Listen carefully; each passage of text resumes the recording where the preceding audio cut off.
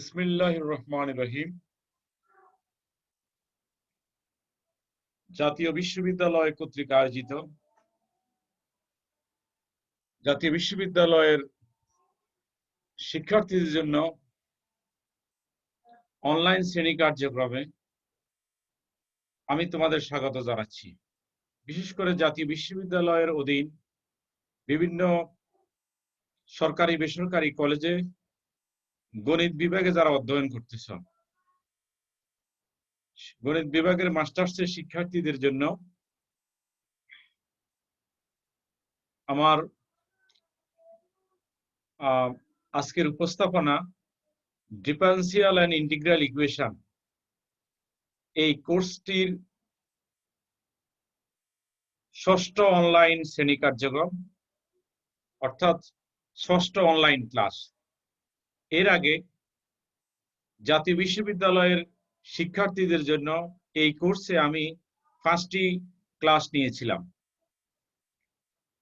Master শ্রেণীর জন্য অন্তরঙ্গ যৌগ সমীকরণ, ইংরেজিতে যাকে আমরা বলি ডিফারেন্সিয়াল এন্ড ইন্টিগ্রাল ইকুয়েশন, এটি একটি খুবই গুরুত্বপূর্ণ কোর্স।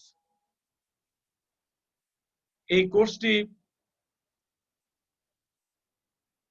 অনেকটা কনসেপচুয়াল, অনেক বিষয় নিয়ে এই কোর্সটি গঠিত। অর্থাৎ এখানে গাণিতিক প্রক্রিয়া যেমন আছে তেমনি আছে যৌক্তিক অনেক প্রক্রিয়া। ফলে এখানে এই কোর্সটি ভালোভাবে আত্মস্থ করতে হলে এখানে অনেকগুলা থিওরেম আছে, এগুলো বুঝতে হবে এবং লজিক দিয়ে বুঝতে হবে, এরপরে গাণিতিক প্রক্রিয়া দিয়ে সেটা ভেরিফাই করতে হবে। সেজন্য আমি তোমাদের প্রতি আহ্বান জানাবো যে এই কোর্সটি তোমরা ভালোভাবে বুঝবে, ভালোভাবে শান্তভাবে সময় নিয়ে তোমরা প্রস্তুতি নিয়ে বসবে। ফলে যদি সেভাবে বসো তাহলে তোমাদের জন্য এই কোর্সটি কঠিন হবে না। কারণ আমি চেষ্টা করব যে জাতীয় বিশ্ববিদ্যালয়ে যে প্রশ্ন আসে সেই প্রশ্নের আলোকে তোমাদের লেকচারগুলো আমি সাজানোর, পূর্বের লেকচারগুলো আমি সেরকমই তোমাদের জন্য আমি একটু সময় নিতেছি ক্লাসে, কারণ আমার এই কোর্সে আজকের ক্লাসে বেশ কিছু শিক্ষার্থী তারা এটা যেহেতু জুম অ্যাপসে ক্লাস, অনলাইনে ক্লাস আমি করাচ্ছি এবং ক্লাসগুলো সেভাবে রেকর্ড হচ্ছে, সেই জন্য এখানে আমাদের কিছু শিক্ষার্থী এখানে আজকের এই শ্রেণী কার্যক্রমে অংশগ্রহণ করেছে। সুতরাং তাদেরকে আমি স্বাগত জানাচ্ছি, তারা আজকের এই শ্রেণী কার্যক্রমে অংশগ্রহণ করবে। ওয়ালাইকুম আসসালাম। তোমাকে আজকের এই অনলাইন শ্রেণী কার্যক্রমে স্বাগত জানাচ্ছি। আশা করছি যে এই ক্লাসের প্রথম থেকে শেষ পর্যন্ত তুমি থাকবে এবং তোমার সহপাঠী যারা আছে তারাও এই ক্লাসে অংশগ্রহণ করবে। আমি এরপরে যারা আসবে সবাইকে আমি এই কোর্সের প্রথম থেকে শেষ পর্যন্ত অংশগ্রহণের আহ্বান জানিয়ে আমি স্বাগত জানাচ্ছি। তোমরা ক্লাসটি, আমি আজকে যে বিষয়ের উপরে ক্লাস নিব সেটি তোমরা প্রাণবন্তভাবে তোমরা অংশগ্রহণ করবে এবং ক্লাসের ধারা বর্ণনা শুনবে, দেখবে। যদি কোথাও কোনো সমস্যা হয়, বুঝতে অসুবিধা হয়, তোমরা প্রশ্ন করবে, আমি তোমাদের প্রশ্নের সলিউশন দেওয়ার জন্য এখানে প্রস্তুত থাকব। তোমরা জাতীয় বিশ্ববিদ্যালয়ের শিক্ষার্থী, তোমাদের মতো এরকম শত সহস্র শিক্ষার্থী সারা বাংলাদেশে তোমাদের সহপাঠীরা আছে, তারা এই ক্লাসটি দেখবে। ঠিক আছে? তো তাদের একটা অংশ হিসাবে, তাদের প্রতিনিধি হিসাবে তোমরা আজকের এই ক্লাসে অংশগ্রহণ করেছো। আমি তোমাদেরকে তাদের প্রতিনিধি হিসাবে আজকের এই শ্রেণী কার্যক্রমে তোমাদের স্বাগত জানাচ্ছি। আমরা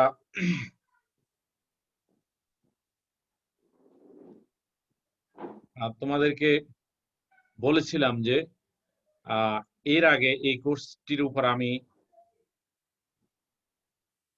5টি ক্লাস নিয়েছিলাম, আজকে ষষ্ঠ ক্লাস। এটি হলো আমাদের অন্তরক জগৎ সমীকরণ এই কোর্স। এই কোর্সের প্রথম লেকচারটা দিয়েছিলাম আমি অ্যাপ্রক্সিমেশনের উপর, অ্যাপ্রক্সিমেশন আসন্নায়ন। তো সেটি তোমরা যারা আজকে প্রথম এই ক্লাসটি দেখছো, তোমরা জাতীয় বিশ্ববিদ্যালয়ের যে প্রদত্ত ঠিকানা থাকবে সেই ঠিকানায় অনলাইন ঠিকানা থাকবে, তোমাদের একটা ঠিকানা তারা দিবে, সেখান থেকে আমার ক্লাসগুলো দেখে নিবা, প্রথম থেকে পঞ্চম ক্লাসগুলো দেখে নিবা, তাহলে বুঝতে পারবা। সেখানে আমি প্রথম লেকচারটি নিয়েছিলাম অ্যাপ্রক্সিমেশন এই চ্যাপ্টারটির উপর। সেখানে আমরা অনেকগুলা বিষয় নিয়ে কথা বলেছিলাম। একটি বিষয় ছিল এরকম যে তোমার ফিগারস মেথড, সাকসেসিভ মেথড, সেটা আমরা প্রতিষ্ঠা করছি এবং সেই অনুযায়ী আমরা ফিগার মেথডের উপর আমরা বেশ কিছু গাণিতিক সমস্যার সমাধান দিয়েছিলাম। এরপরে আমরা এক্সিস্টেন্স এন্ড ইউনিকনেস, অস্তিত্বশীলতা ও অনন্যতা, সেই চ্যাপ্টারের উপর আমি 2টি লেকচার দিয়েছিলাম, দ্বিতীয় এবং তৃতীয় লেকচার। সেখানে আমরা অস্তিত্বশীলতা এবং অনন্যতার চ্যাপ্টারে আমরা কিছু মৌলিক বিষয় নিয়ে কথা বলেছিলাম। অস্তিত্বশীলতা অনন্যতার একটি গুরুত্বপূর্ণ উপপাদ্য, যেটি পরীক্ষায় আসে, পরীক্ষার জন্য খুবই ইম্পর্টেন্ট, এবং আমরা সেই উপপাদ্যটা সেখানে করিয়েছিলাম। সেখানে সেই চ্যাপ্টারে আমি 2টি উপপাদ্য করিয়েছিলাম, ঠিক আছে? 2টাই খুবই ইম্পর্টেন্ট পরীক্ষায় আসার ক্ষেত্রে এবং কোর্স বোঝার ক্ষেত্রে। এরপরে সেখানে সে অস্তিত্বশীলতা অনন্যতা উপপাদ্য, লিপসিজের একটা কন্ডিশন আছে, সেটা আমরা পড়িয়েছি, এবং লিপসিজের ধ্রুবক বের করার আমরা গাণিতিক সমস্যার সমাধান করেছিলাম। তা আমরা এরপরে চতুর্থ পঞ্চম 2টি লেকচার নিয়েছিলাম অন্তরক সমীকরণ জোট। আজকের এখনকার যে ক্লাসটি, ষষ্ঠ ক্লাস, সেটিও অন্তরক সমীকরণ জোট। ইংরেজিতে আমরা বলি যে সিস্টেম অফ ডিফারেন্সিয়াল ইকুয়েশন। এই চ্যাপ্টারটির আজকে তৃতীয় লেকচার। আগামী আরেকটি লেকচার থাকবে, সপ্তম লেকচারও থাকবে এই চ্যাপ্টারটির উপর। এই চ্যাপ্টারও খুব গুরুত্বপূর্ণ, পরীক্ষাতে এখান থেকে বেশ কয়েকটা পূর্ণ প্রশ্ন থাকে। তো সুতরাং এই প্রথম 2 চ্যাপ্টার করলে, বিশেষ করে এই সপ্তম লেকচার পর্যন্ত প্রায় 50 থেকে 60% কোর্স কভার হয়ে যায়, ঠিক আছে? অন্তত 60 বা কখনো কখনো 70% কোর্সও কভার হয়ে যায়। অনেকগুলা মানে পূর্ণ প্রশ্ন আসে, 10 নম্বরের অনেকগুলা প্রশ্ন এখান থেকে আসবে। 4টা থেকে 5টা এসে যায়, 5টা আসলে তো 100%, 3টা 4টা মোট, এটা 4টা কমপক্ষে আসে প্রায়। সুতরাং সেক্ষেত্রে 80% বড় প্রশ্ন 80% কভার দেয়। তারপরে আমরা এরপরে কোর্সটা আমি শেষ করব পরিপূর্ণভাবে। আমার সাথে তোমরা প্রথম থেকে শেষ পর্যন্ত থাকবে, এই আহ্বান আমার থাকবে। আমি যারা আমার এই শ্রেণী কার্যক্রমে অনলাইনে এখন যুক্ত আছে, বা যারা পরবর্তীতে ক্লাসটি দেখবে, তোমাদের জন্য আমার পরিচয় আমি বলছি। আমি আরিফুর রহমান মজুমদার, আমি সহকারী অধ্যাপক গণিত, নোয়াখালী সরকারি কলেজ। তো আমরা আজকে যে শ্রেণী কার্যক্রমে তোমাদেরকে তোমাদের সামনে উপস্থাপন করব, সেটিতে আমি নিয়ে যাচ্ছি পরবর্তী স্লাইড। এখানে আমি লিখেছি যে আমি আজকের অধ্যায়ের নাম অন্তরক সমীকরণ জোট, লেকচার 6, ঠিক আছে? আমরা আজকে এই প্রশ্নটির সমাধান করব। একটা কোশ্চেন এখানে তোমরা দেখতেছ, এই কোশ্চেনটা, হ্যাঁ, এটা একটা অন্তরক সমীকরণ জোট, ঠিক আছে? এখানে 3টা সমীকরণ নিয়ে একটা জোট, একটা সিস্টেম এখানে আছে। সমীকরণটা হলো তোমার x1 prime equal to 7x1 minus x2 plus 6x3, x2 prime equal to minus 10x1 plus 4x2 minus 12x3, x3 prime equal to minus 2x1 plus x2 minus x3। এটা একটা সিস্টেম অফ ডিফারেন্সিয়াল ইকুয়েশন। এটা কয়েকটা মোট 3টা equation নিয়ে একটা সমীকরণ জোট দেয়া আছে। এই সমীকরণ জোটের সমাধান আমাদের বের করা লাগবে, ঠিক আছে? এখানে যে প্রশ্নটা একটু বুঝো কি বলছে। নিম্নের সমীকরণ জোটের বুনিয়াদি ম্যাট্রিক্স নির্ণয় করো এবং সমাধান করো। আচ্ছা, বুনিয়াদি ম্যাট্রিক্স একটি শব্দ, বুনিয়াদি ম্যাট্রিক্স, ঠিক আছে? বুনিয়াদি ম্যাট্রিক্সের সাথে বুনিয়াদি সেট একটা শব্দ আছে। এটি আমি আমার চতুর্থ লেকচার, সেখানে আমি সংজ্ঞা দিয়েছি। যারা চতুর্থ লেকচার বা পঞ্চম লেকচার দেখো নাই তাদের উদ্দেশ্যে বলছি আমি।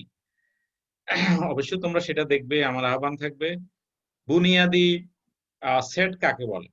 বুনিয়াদি সেট হলো একটা সমীকরণ জোটের সমাধান। সমাধানও অনেকগুলা থাকবে, ঠিক আছে? সমাধানও অনেকগুলা থাকবে। তো সমাধানগুলা আমি যদি তোমাদেরকে বলি, সমাধান phi 1, phi 2, phi 3, phi n, এরকম n সংখ্যক যদি সমাধান থাকে, তো সমাধানগুলা যদি অনির্ভরশীল হয়।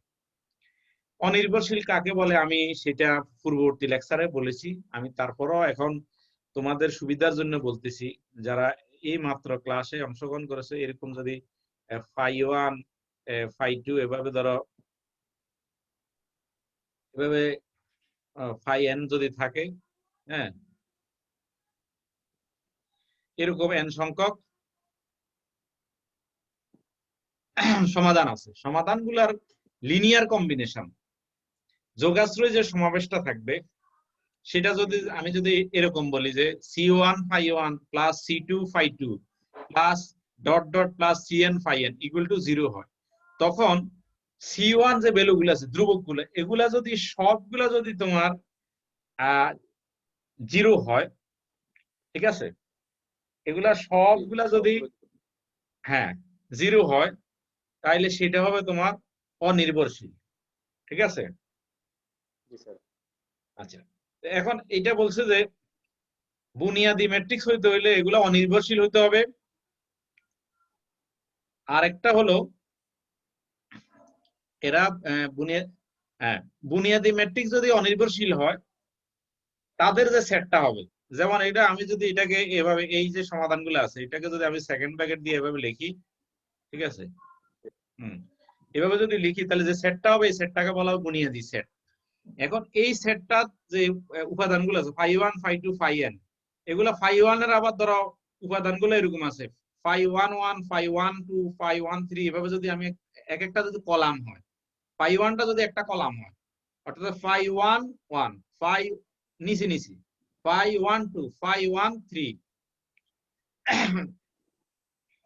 ঠিক আছে না? আমি আবার বলি, এটা আমি সারি বলে ফেলছি, এটা হবে কলাম। কলাম হলে কি হবে? Phi 1 1 1, phi 2 1, phi 3 1, phi n 1, এরকম ফাই 2 রো আছে, ফাই 3 রো আছে, ফাই n এর আছে, সবগুলা যদি মিলে যদি একটা যদি ম্যাট্রিক্স হয়, অর্থাৎ ফাই 1, ফাই 2, ফাই n ইত্যাদি যদি একটা ম্যাট্রিক্সের কলাম হয়ে থাকে, তাহলে সেই ম্যাট্রিক্সটাকে বলা হবে বুনিয়াদি ম্যাট্রিক্স, ঠিক আছে? অর্থাৎ বুনিয়াদি সেটের উপাদানগুলা নিয়ে যে তোমার সেট হবে, সেটাকে বলা হবে বুনিয়াদি, বুনিয়াদি ম্যাট্রিক্সের উপাদানগুলা নিয়ে যে ম্যাট্রিক্স হবে, সেটা হবে বুনিয়াদি ম্যাট্রিক্স। বুনিয়াদি সেটের উপাদানগুলা নিয়ে যে ম্যাট্রিক্স হবে, সেটাকে বলা হবে বুনিয়াদি ম্যাট্রিক্স। এখন বুনিয়াদি সেটটা বললাম যে একটা সিস্টেম অফ লিনিয়ার ডিফারেনশিয়াল ইকুয়েশনের যে সমাধানগুলো থাকবে, সমাধানগুলোর সেট, উপাদানগুলো যদি তোমার হয়, যদি এগুলো অনির্ভরশীল হয়, তাদের সেটটাকে বলা হবে বুনিয়াদি সেট। আর বুনিয়াদি সেটের উপাদানগুলো নিয়ে যদি কোনো ম্যাট্রিক্স হয়, তাকে বলা হবে বুনিয়াদি ম্যাট্রিক্স। আচ্ছা, এখন আমাদের এই সব প্রথমে এই সিস্টেম অফ ডিফারেনশিয়াল ইকুয়েশন, এগুলোর আমরা একটা সমাধান বের করব, অর্থাৎ ফাই 1, ফাই 2, ফাই n বের করব। এরপরে আমরা দেখব যে এই বুনিয়াদি ম্যাট্রিক্সটা, এই সমাধানটা বুনিয়াদি ম্যাট্রিক্স গঠন করে কিনা। সেটা দেখার জন্য আমরা অনির্ভরশীল ওভাবে প্রমাণ করব না, আমরা প্রমাণ করব এরকম, এটার একটা রনস্কিয়ান আছে, অর্থাৎ ফাই, আমরা যে বুনিয়াদি ম্যাট্রিক্সটা বের করব, সেটার যদি আমরা ম্যাট্রিক্সটা যে যে উপাদান দিয়ে গঠিত, সেই উপাদানগুলো নিয়ে যদি আমরা একটা নির্ণায়ক বের করি, সে নির্ণায়কটা হলো রনস্কিয়ান। নির্ণায়কটা হলো রনস্কিয়ান, WRONSKIAN, রনস্কিয়ান। সেটা যদি নন জিরো হয়, তখন আমরা বলতে পারবো যে এই সেটের উপাদানগুলা অনির্ভরশীল, অর্থাৎ এটা একটা বুনিয়াদি ম্যাট্রিক্স গঠন করে। তাহলে এই কাজগুলো এখন আমি করব, ঠিক আছে? তো সেটা করার জন্য আমি কি করব, এখানে দেয়া আছে আমাদের সমীকরণটা, জাস্ট এখানে যে জিনিসটা দেয়া আছে সেটাই আমি এখানে লিখেছি। দেয়া আছে x1 prime equal to 7x1 minus x2 plus 6x3, x2 prime equal to minus 10x1 plus 4x2 minus 12x3, x3 prime equal to minus 2x1 plus x2 minus x3, ঠিক আছে? এখানে আর বুঝার কিছু নাই মনে হয়, আমরা পরবর্তী স্লাইডে যেতে পারি, কেমন? স্যার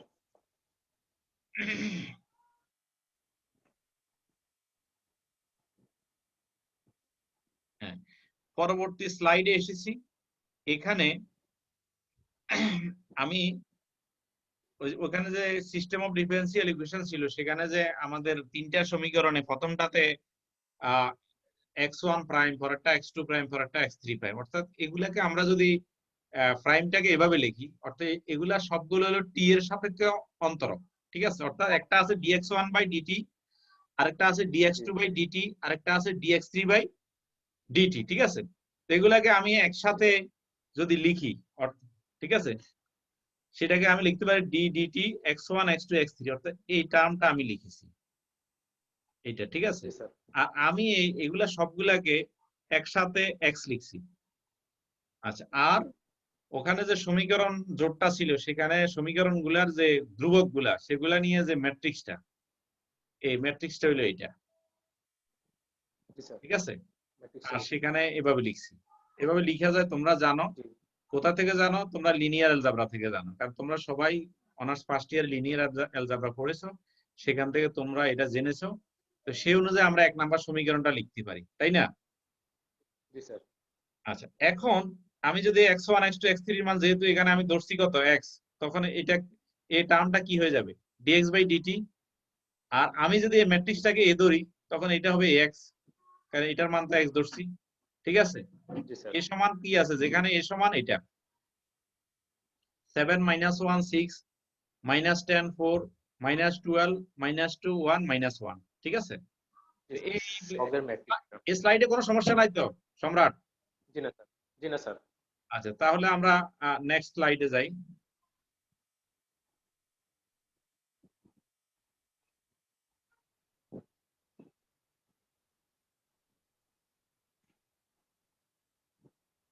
হ্যাঁ, এখানে দেখো, এখানে যে সমীকরণটা ছিল আর এগুলার সমাধানটা ফর্মটা এই আকারের হয়, ঠিক আছে।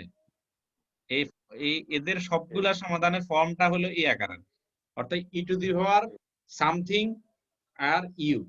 তো আমরা এটাকে লিখছি E to the power lambda T U. ল্যামডাটা হলো তোমার একটা ধ্রুবক, আর ইউটা হলো আইগেন ভেক্টর।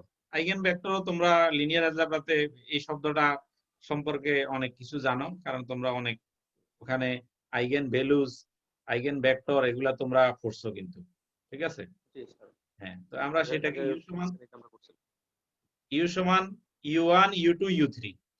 আর স্বভাবী ম্যাট্রিক্স এই শব্দটাও তোমরা শিখছো, সেখানে ছিল স্বভাবী ম্যাট্রিক্স কাকে বলে তোমরা সবাই জানো, ঠিক আছে। স্বভাবী ম্যাট্রিক্সটা আমরা শিখেছি। সেখানে স্বভাবী ম্যাট্রিক্স হলো একটা ল্যামডা তো এখানে আছে, আর যদি অবেদক ম্যাট্রিক্স আই হয়, স্বভাবী ম্যাট্রিক্স হবে ল্যামডা i মাইনাস এ। এটা কার স্বভাবী ম্যাট্রিক্স? এ এর স্বভাবী ম্যাট্রিক্স, ঠিক আছে। এটাকে ঠিক এভাবে লিখা যায়। এখন আইটা হলো, আইটা এই যে অবেদক ম্যাট্রিক্স, এটার তোমার মাত্রাটা কত হবে, আর কত ক্রম কত হবে, কত ক্রমের ম্যাট্রিক্স এটা হবে। ঠিক ম্যাট্রিক্সটা যত ক্রমের থাকবো, আইটাও তত ক্রমের হবে। ম্যাট্রিক্সটা যদি 2/2 হয়, আইও 2/2। এখানে যদি আমার ম্যাট্রিক্সটা আছে 3/3, সেই জন্য আমি আই লিখছি 3/3। এই জন্য এটা লিখছি 1 0 0 0 1 0 0 0 1 মাইনাস এত। ল্যামডা দিয়ে গুণ দিলে হবে ল্যামডা 0 0 0 ল্যামডা 0 0 0 ল্যামডা মাইনাস এটা, ঠিক আছে। এটা এলিমেন্টারি বিষয় ম্যাট্রিক্সে তোমরা সবাই জানো।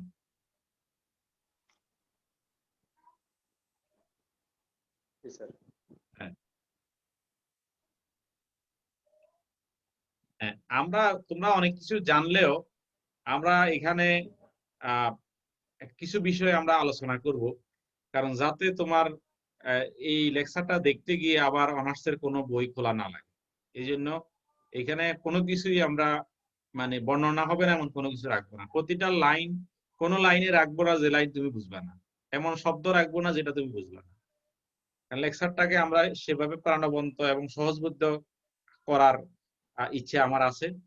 হ্যাঁ, এখানে আমরা ল্যামডা i মাইনাস এ, এটা সিম্পলিফাই করলে আসে lambda minus 7 1 minus 6 10 lambda minus 4 12 2 minus 1 lambda plus 1, ঠিক আছে। এটা নিশ্চয়ই তোমরা বুঝো। এখন আসো স্বভাবী সমীকরণ। হ্যাঁ, স্বভাবী সমীকরণ কাকে বলে?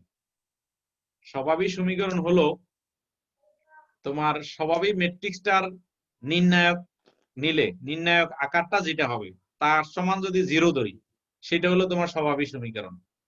ঠিক আছে, এইখানে দেখতেছো যে ভিতরের গুলা ম্যাট্রিক্সের ভিতরেরটা আর এখানে নির্ণায়কের ভিতরটা একই। জাস্ট এখানে আমি এটা ছিল ম্যাট্রিক্স, এটাকে আমি নির্ণায়ক আকারে লিখছি। এটার মান যখন আমি 0 লিখবো তখন এটা হয়ে যাবে স্বাভাবিক সমীকরণ। এখন যে কাজটা হবে, এই কাজটা হলো নির্ণায়ক বিস্তার। বিস্তারের বিষয়টা এটা তোমরা আরো ছোট ক্লাসে তোমরা পড়ছো, এবং তোমরা এখন অনেকে মাস্টার্স শ্রেণীতে যেহেতু পড়ো, হয়তো অনেকে তোমাদের ছোট ভাইদেরকে এগুলা পড়াও, এগুলা তোমরা জানো। ঠিক আছে, কিভাবে ম্যাট্রিক্সের বিস্তার করতে হয় আমরা ঠিক। হ্যাঁ, একটু আমি দেখাই দিতেছি। λ-7 আমি যদি কমন নিই, তাহলে এখানে এই লাইন আর এই লাইন বাদ যায়। আমি একটা বলতেছি, বাকিগুলো এরকম হবে, তোমরা জানো। তারপর আমি বলতেছি λ-4 এর সাথে λ+1 এর গুণ হইয়া মাইনাস হবে 12 আর -1 এর বিয়োগ। ঠিক আছে, এই জন্য এখানে প্লাস হয়ে গেছে, এই যে এটা প্লাস। অনুরূপ ভাবে বাকিগুলো এরকম হয়েছে। আমি আর এ বিষয়ে আর আলাপ করি সময় ক্ষেপণ করতে চাই না, কারণ এগুলা মোটামুটি এই ক্যালকুলেশনটা ছোট ক্যালকুলেশন, ভেরি সিম্পল ক্যালকুলেশন, তোমরা জানো। এইটা এই লাইন থেকে এই লাইনটা পাওয়া গেছে কিভাবে তোমরা সবাই জানো। আমরা এখানে সময় ক্ষেপণ না করি, বলো। এখানে প্রথম প্লাস হবে, তারপর সেকেন্ডটা করার সময় মাইনাস দিতে হবে। মাইনাস হবে, তারপর একটা প্লাস, তারপর একটা প্লাস। কিন্তু এখানে অলরেডি -6 আছে, তো এই জন্য -6 হয়েছে। ঠিক আছে, তো এই মানে এই ম্যাট্রিক্সের বিস্তারটা তোমরা জানো।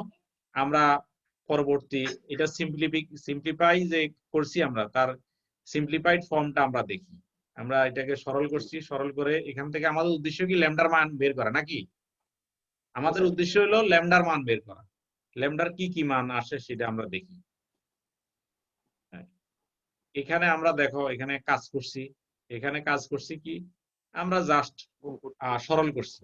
এখানে λ-7 এর সাথে আমরা λ² - 3λ+8 এই দুইটা রাশির আমরা গুণ করছি। হ্যাঁ, মাস্টার্সের শিক্ষার্থী হিসাবে এগুলা খুবই সহজ বিষয় তোমাদের জন্য, গুণ কিভাবে করে সবকিছু জানো। এরপরে একটা সিম্পলিফাইড ফর্ম, এটা যোগ করে যোগ বিয়োগ করে আমরা এই আকারে লিখেছি। এখন এই এই যে ফিগারটা, এটাকে উৎপাদক বিশ্লেষণ করতে হবে, কারণ এখানে বোঝা যাইতেছে যে λ³ যেহেতু আছে, λ 3টা মান বের হবে, তাই না? এটা তোমরা জানো যে সময় এটা λ4 থাকলে 4টা মান আসতো, λ3 থাকলে 3টা, 2টা, λ² থাকলে 2টা মান আসতো, 3টা মান আসবে। এখন কিভাবে আসবে, কিভাবে আসবে, আমরা উৎপাদক বিশ্লেষণ করতে হবে। উৎপাদক বিশ্লেষণটা এখন একটু খেয়াল করে দেখো। আমি খেয়াল করে দেখলাম যে এখানে যদি 2 মান বসাই, তাহলে ওই যে বাক্সেস উপপাদ্য আর, ঠিক আছে, হ্যাঁ এখানে 0 হবে, এবং সে অনুযায়ী আমি উৎপাদক বিশ্লেষণ করছি। এগুলা বোধহয় আর আলোচনা বেশি করার দরকার নাই। ঠিক, এটা একটা সিম্পলিফাইড ফর্ম। হ্যাঁ, এখানে এই যে এগুলা পুরোটা উৎপাদক, আর কিছু না। হ্যাঁ, এখান থেকে আমরা বোঝা যাচ্ছে যে এখানে λ-2, λ-5, λ-3 এই তিনটা রাশি পাবো নাকি? তো আমরা পরবর্তী স্লাইডে যাই। হ্যাঁ, এখানে দেখো,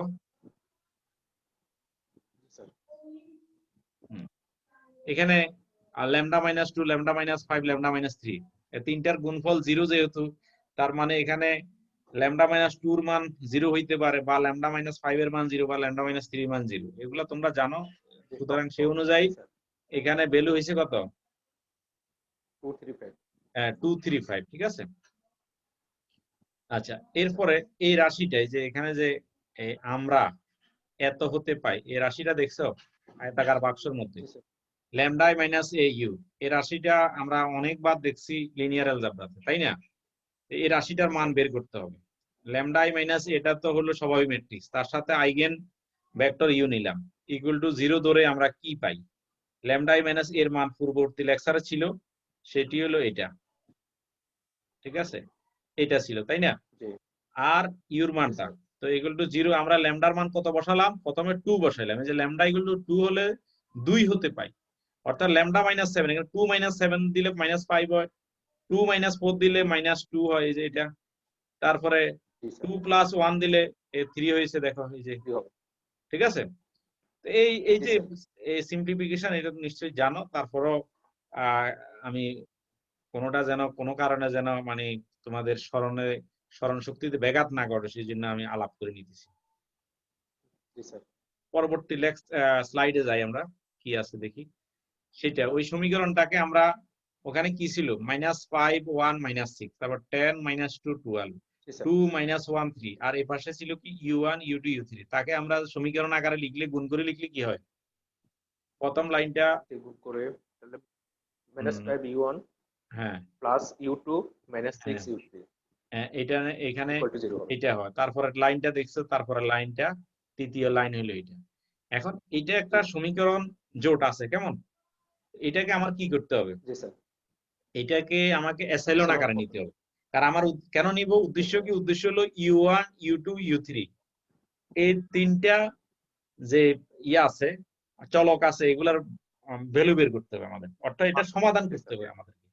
সমাধান করার সহজতম পদ্ধতি এটা আমরা আমাদের এই যে অনার্সে পড়ে আসছি যে এসাইলন আকারে নেওয়াটা হলো সবচেয়ে ভালো পদ্ধতি। এসাইলনটা আকারটা কেমন, এটা হলো প্রথম লাইনটা, যেমন জি এখানে তোমার u1 u2 u3 কেমন, আর দ্বিতীয় জি লাইনে এই স্যার। যে 10 u1, এটাকে আমাকে 0 বানাইতে হবে, এই যে এই লাইনটা, জি স্যার। ঠিক আছে।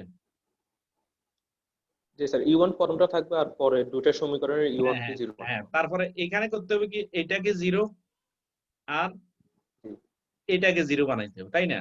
তো এখন যে অবস্থা দাঁড়ায়, জি স্যার।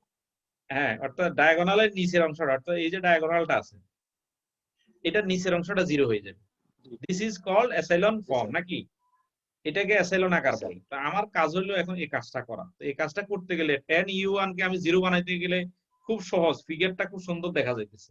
কারণ আমি 10 কে 10 ঠিক আছে, কিন্তু উপরেরটাকে আমি যদি -5 u1 তাকে যদি আমি 2 দিয়ে গুণ দিই, তাহলে হবে কত, 10 10 -10 u1। -10 u1। তো -10 এর সাথে +10 যোগ করলে তো 0 হয়ে যায়, তাই না? জি স্যার। ঠিক আছে সম্রাট, এইটাকে আমি এই যে এটা এখানে লিখছি, জি দেখছো? স্যার। এখানে লিখছি আমি L2 প্রাইম, L2 প্রাইম হলো নতুন জি লাইন, আমাদের দ্বিতীয়টা রূপান্তরিত L2 করে। প্লাস 2 L1, ঠিক জি আছে। স্যার। এখন এটা করার কারণে দেখো জি কি স্যার। হয়েছে, প্রথমটা 0 হয়েছে, ঠিক আছে, মানলাম। দ্বিতীয়টা 0 কিভাবে হলো, দ্বিতীয়টা এই যে এটা তো 2 u2, ঠিক আছে, ঠিক আছে, কিন্তু এইটা এই u2টা, জি স্যার। এটাকে 2 দ্বিগুণ দিলে +2u2, তো +2u এর সাথে -2u যোগ করলে কি হবে, 0। সেটাও এই 0 জন্য হয়ে যাবে। দ্বিতীয়টাও 0, অনুরূপ ভাবে তৃতীয়টাও 0। কিভাবে, এটা -6 u3 আছে তো, তো তাকে জি যদি স্যার। আমরা কি করতাম, আমরা তাকে আমরা 2 দিয়ে গুণ দিছি তো, 2 দিয়ে 12 গুণ u3 করে। যোগ করলে 0 হয়ে যায়। হ্যাঁ, জি আলটিমেটলি কি জি, পুরো একটা লাইনটাই কাছাকাছি। 0 হয়ে গেছে, অর্থাৎ এটা একটা জি স্যার। কোইন্সিডেন্ট, আমরা জানতাম না যে এটা 0 হবে, 0 হয়ে গেছে। এখন দেখো তৃতীয় লাইনটার বেলায় কি হয়েছে, তৃতীয় লাইনে আহ এখানে হলো -5 আর এখানে হলো u1 2। তো 2 এখানে u1। কোনোটাকেই কোনো একটা সংখ্যা দিয়ে গুণ দিলে অন্যটা সমান হয় না, ঠিক আছে। জি আমরা যদি এটাকে 5 দিয়ে গুণ দিই আর এটাকে যদি 2 দিয়ে গুণ দিই, অর্থাৎ জি নিচেরটাকে, অর্থাৎ থার্ড লাইনকে যদি আমরা 5 দিয়ে গুণ দিই, আর যদি ফার্স্ট জি লাইনকে যদি আমরা 2 দিয়ে গুণ দিই, তাহলে দুইটাই কিন্তু 10 হয়, তাই না? জি অর্থাৎ স্যার, বিপরীত নিচেরটাও সহগ 10 দিয়ে গুণ করলে হয়ে যাবে। 10 u1, হ্যাঁ ওইটা তোমরা জানো, এরকম একটা বিষয় আছে। তো সেখানে কি জি হয়, স্যার। যোগ করলে 0 হয়ে যায় প্রথমটা, আর পরেরটা জি স্যার। -u2, এটাকে আমি 5 দিয়ে গুণ দিচ্ছি, অর্থাৎ -5u2, আর এটা হলো 2 + 2u2। তো -5 এর সাথে জি +2 স্যার। করলে -3 হয়, এই যে -3 হয়েছে, জি ঠিক আছে। যে -3u2। হ্যাঁ, -3, এরপরে অনুরূপ ভাবে +3u3। আমি কি করছি, এই জি যে স্যার। সাইড নোটে লিখে আছে, এই যে, জি স্যার। হ্যাঁ, L3 প্রাইম = 5L3 + 2L1। এখন এখানে যেহেতু দ্বিতীয় লাইনটা পুরোটাই 0, দ্বিতীয় লাইনটা কি পুরোটাই জি স্যার। 0, তো সেজন্য 0 হয়ে আমরা এই লাইনটা বাদ দিয়ে দিছি। বাদ দেওয়ার কারণে এখন যে অবস্থা দাঁড়িয়েছে সেটা হলো -5u1 + u2 -6u3 = 0, u2 - u3 = 0। আচ্ছা, এখানে আবার এটা এই স্যার, লাইনটা এটা আমরা কেটে কি -3 দিয়ে করছি, বাদ। আমরা -1/3 দ্বারা গুণ দিছি, ঠিক আছে, জি স্যার। ফলে এটা এ জি আকার স্যার। দাঁড়াইছে। এখন এটা কিন্তু একটা অ্যাসাইলন আকারে চলে আসছে, আর ছোট করার কোনো সুযোগ নেই। তো নেই। এখন এটাকে আমরা কি করব, এখানে যে আকারটা দাঁড়িয়েছে, অর্থাৎ এই যে ইকুয়েশন, দুটা সমীকরণ। দুইটা, এখন এখানে দুইটা সমীকরণ, তিনটা চলক, এর মানে জি স্যার। হলো একটা চলক ফ্রি আছে, অর্থাৎ একটা ফ্রি ভেরিয়েবল স্যার, আছে, একটা মুক্ত চলক আছে। তো এটা স্বাভাবিকভাবে মনে রাখবা, আমরা মুক্ত চলক ধরবো শেষটা, মুক্ত চলক ধরবো জি U3 স্যার। কে। এরকম ধরো যদি একটা সমীকরণ তিনটা চলক, তখন সেক্ষেত্রে মুক্ত চলক হবে U2 এবং U3 দুটো হবে। দুইটা, ঠিক আছে। জি U1 টা মুক্ত থাকবে না, ওই দুইটা হবে মুক্ত চলক।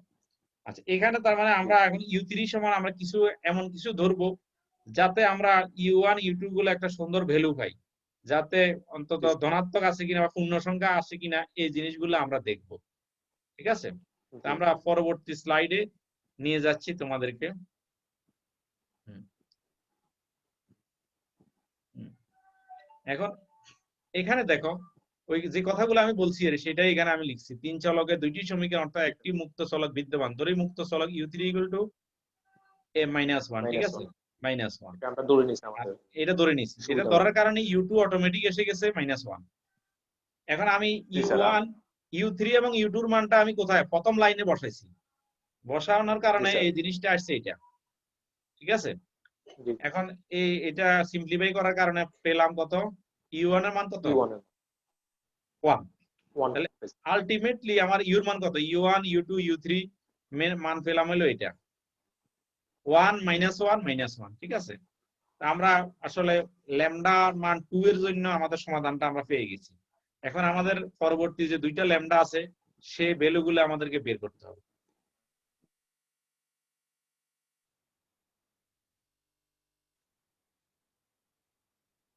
হ্যাঁ, এখানে ল্যামডা 3 এর জন্য যে ভ্যালুটা দেখো,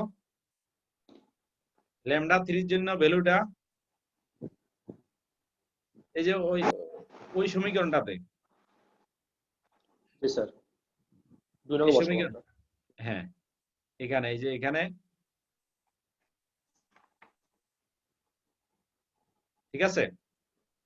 এইটা জি স্যার। আমরা এখানে আমরা আহ অনুরূপ ভাবে কাজ করছি, কাজ করার কারণে এই সমীকরণটা আমরা পেলাম। এটা বোধহয় তোমরা এখানে বেশি বোঝানোর দরকার নেই, কারণ একই প্রক্রিয়া, ঠিক ল্যামডা জি 2 স্যার, এখানে আমরা ল্যামডা সমান 2 মান যেভাবে পেয়েছি এটা এখানেও একই সেম কাজ, আমাদের U1 U2 U3 এগুলোর মান বের করতে হবে। তো বের করার জন্য আমরা জি স্যার। এসাইলন আকারে নিছি, ঠিক আছে, জি ঠিক আছে। জি স্যার। ওরা টাইমের একটা লিমিটেশন দেখাই দিচ্ছে বারবার, সমস্যা করে।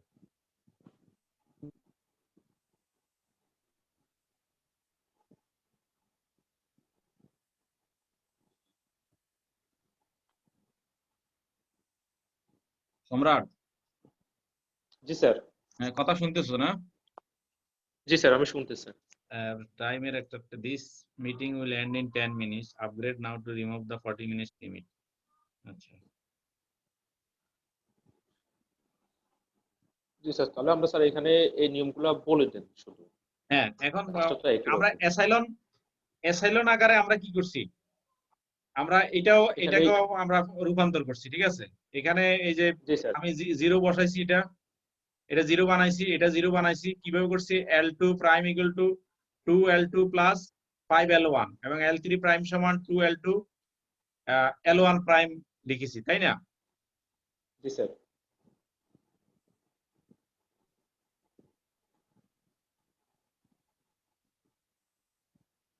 আমরা পরবর্তী স্লাইডে যাই, ঠিক আছে।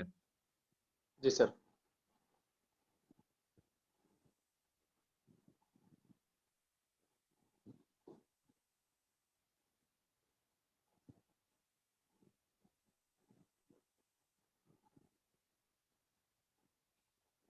আমরা পরবর্তী স্লাইডে